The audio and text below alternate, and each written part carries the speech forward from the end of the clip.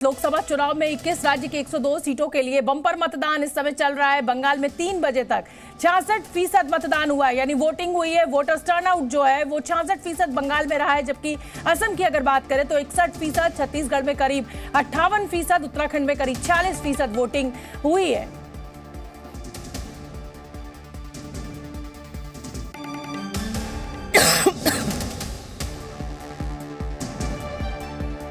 पहले चरण में 102 सीटों पर वोटिंग जारी है। ये जो तस्वीर है आप देख सकते हैं, उत्तराखंड से ये तस्वीर हम आपको दिखा रहे हैं। और जहां तक मैं पहचान पा रही हूँ, मुझे अनिल बलूनी दिखाई दे रहे हैं, गढ़वाल सीट से उम्मीदवार हैं।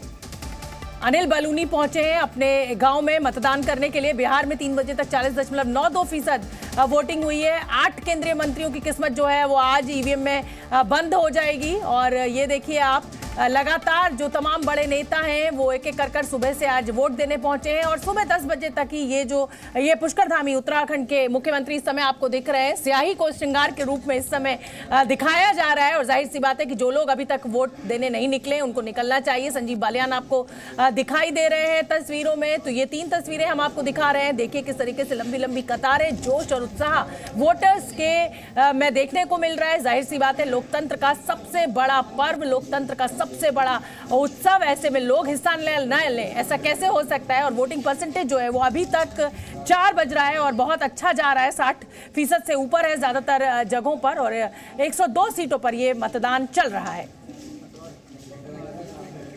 तो लोकसभा के पहले चरण के लिए मतदान जारी है, जैसा कि लगातार हम आपको बता रहे हैं। और रामपुर से समाजवादी पार्टी के उम्मीदवार ने प्रशासन पर बड़ा आरोप लगा दिया है। समाजवादी पार्टी के प्रत्याशी मौलाना मोहिबुल्लाह नदवी ने कहा कि लोगों को वोट देने से रोका जा रहा है। ये लोगों के संवैधानिक अधिकारों का हनन है। ये सुन लेते हैं एक बार। ये संविधान का उल्लंघन है, ये जमहूरियत का कत्ल है, ये रामपुर की आवाम और रामपुर की जनता के साथ अन्याय हो रहा है। मैं इसके खिलाफ आपके मीडिया के जरिए से देश के तमाम इंडिया और तमाम जो है अपने जजेस और तमाम अथॉरिटी से ये कहता हूँ कि वो रामपुर की आवाम के साथ इंसाफ करें। ऐसा न हो कि रामपुर की आवाम इंसाफ से मायूस हो जाए और मायूसी में फिर वो रोशनी की तलाश में निकल पड़े। तो मोहिबुल्लाह नदवी को आपने सुना, जो आरोप लगा रहे हैं कि साहब मुसलमानों को वोट देने से रोका जा रहा है। कुछ वोटर्स ऐसे हैं जिनको वोट देने नहीं दिया जा रहा है। तो चुनाव जो इलेक्शन कमीशन है उससे वो अपील करते हुए अब आपको मुरादाबाद से एक और तस्वीर दिखा देते हैं, जहां पहली बार बुर्के वाली महिलाओं को बूथ एजेंट बनाया गया है, जो वोटिंग के दौरान महिला वोटर्स को चेक कर रही हैं। तो ये देखिए, बुर्के में जो लोग पहुंचे हैं और उनको चेक किया जा रहा है। बुर्के वाली बूथ एजेंट आप देख सकते हैं इस समय। घूंघट और बुर्के वाली महिलाओं की भी जांच की जा रही है और होनी चाहिए। जाहिर सी बात है कि पहचान पत्र सबके पास होना चाहिए, जो भी आदमी वोट देने पहुंच रहा है। और यही नियम है वोट देने का, और इस नियम का पालन होना चाहिए। और इलेक्शन कमीशन के जितने भी ऑब्जर्वर्स होते हैं, अधिकारी होते हैं, वो इंश्योर करते हैं कि फ्री एंड फेयर चुनाव हो सके। प्रशांत झा मेरे साथ पटना से जुड़ रहे हैं। रजत वोरा और शिवांक मेरे साथ है, रवि त्रिपाठी मेरे साथ है। मैं सबसे पहले रवि त्रिपाठी आपका रुख करूंगी। रवि, मैं जो अभी तक का वोटिंग परसेंटेज दिखा रही हूं अपने दर्शकों को, उसमें बहुत शानदार वोटिंग परसेंटेज अभी देखिए 4 बजे, अभी और घंटे का समय है। मुझे लगता है 5 बजे तक वोटिंग होनी है, 6 बजे तक वोटिंग होनी है। तो अभी 5 बजे तक अगर होनी है तो 1 घंटे का समय और है, और ये वोटिंग परसेंटेज और बढ़ेगा। 60% से ऊपर ऑन एन एवरेज निकल कर आ रहा है वोटिंग परसेंटेज। ये अच्छा पार्टिसिपेशन है वोटर्स का।